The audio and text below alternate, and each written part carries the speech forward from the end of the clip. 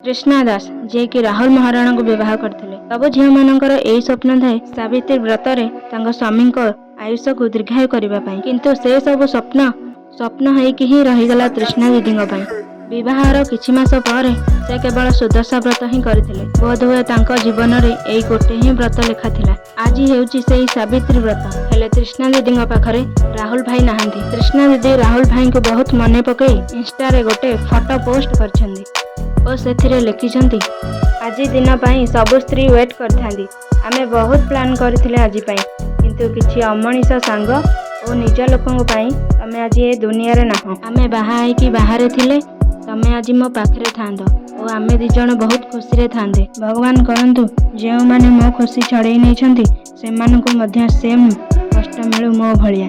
एमिति किछि लेखी इंस्टा रे पोस्ट करछंदी तृष्णा दीदी राहुल भाई को आज सावित्री व्रत रे मने पकई। बहुत दुख लागुची कि तांको भाग्य रे एई सुख रहिला नहीं।